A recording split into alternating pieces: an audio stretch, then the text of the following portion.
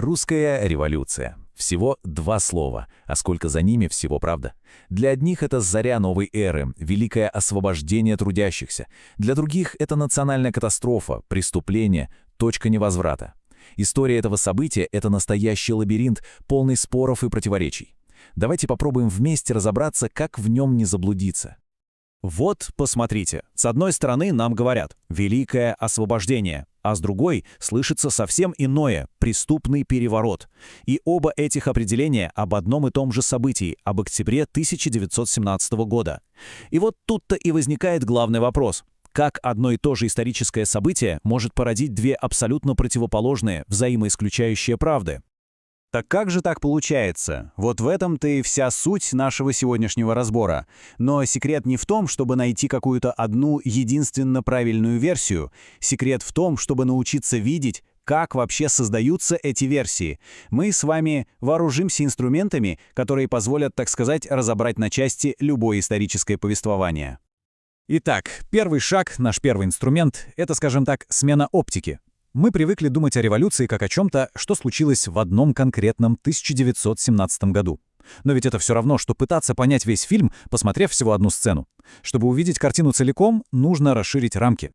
И ведь не зря историки все чаще говорят о так называемой «долгой революции». Это не какая-то одна вспышка в 17-м, а целый огромный процесс, который растянулся на десятилетия. Все началось еще с кризиса империи в самом начале века, потом, конечно, сам 17-й год, а за ним страшная гражданская война, потом сталинская модернизация. Эта цепочка событий дотянулась аж до самого порога Второй мировой. Так что да, революция — это марафон, а не спринт. Ну а теперь к главному, к нашему, можно сказать, основному инструменту.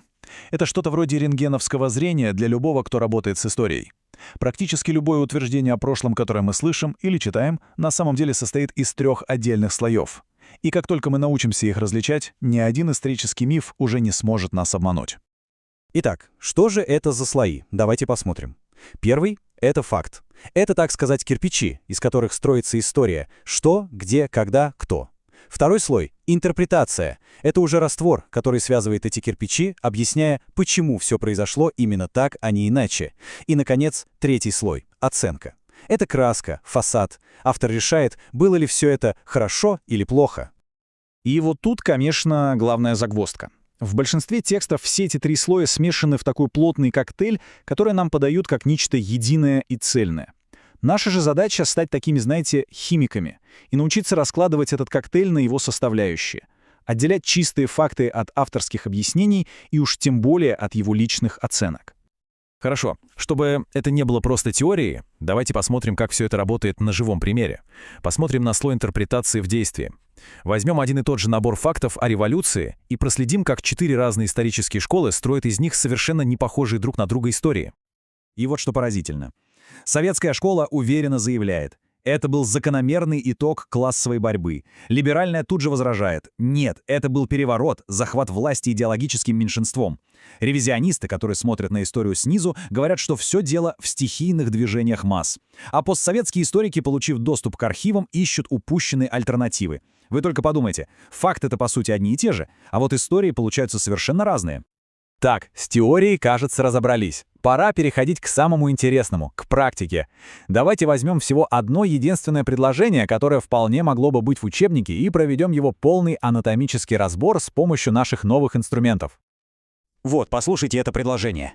Октябрьская революция 1917 года стала закономерным итогом развития российской истории и выражением воли большинства народа.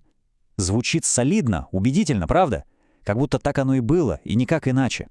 Но давайте-ка присмотримся повнимательнее.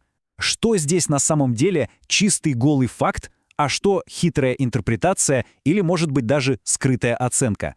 Возьмем наш аналитический скальпель и препарируем эту фразу. И вот что у нас получается при разборе. Октябрьская революция 1917 года. Ну да, тут не поспоришь, это факт. Название и дата. А вот дальше закономерный итог. Стоп! Это уже чистая интерпретация. Нам утверждают, что иначе и быть не могло. А фраза «выражение воли большинства народа» — это вообще комбо. Это и интерпретация, и мощнейшая оценка, которая призвана оправдать и узаконить события. И вот, пожалуй, главный вывод из всего этого. Получается, что сам по себе факт — это лишь крошечная верхушка айсберга, которую все видят. А вот вся эта гигантская подводная часть — это и есть скрытый слой интерпретаций и оценок. Именно там и прячется настоящая идеология, неважно, в рассказе о великой эволюции или о преступном перевороте. Что ж, давайте теперь соберем все, о чем мы говорили, в такой простой и понятный набор инструментов. По сути, все это можно свести к 3 простым, но невероятно важным вопросам. Вот они, эти 3 ключа к пониманию истории. Когда мы слышим или читаем любое утверждение о прошлом, стоит спросить себя. Первое. Что это сейчас было? Голый факт или что-то большее? Второе. Если это объяснение, то можно ли те же самые факты объяснить как-то по-другому? И третье, возможно, самое важное. Если это оценка, то с чьей, так сказать, колокольни она дается? Чьи интересы и ценности она в итоге отражает? По сути, эти 3 вопроса — это такая прививка от манипуляций и готовых мифов. Они позволяют быть не просто пассивным потребителем исторических рассказов, а их активным аналитиком. И это работает не только с революцией. И вот теперь, когда эти инструменты у нас в руках, подумайте вот о чем. Какие еще исторические события стоило бы рассмотреть под этим новым углом? Какие неоспоримые истины, возможно, окажутся совсем не такими уж и неоспоримыми?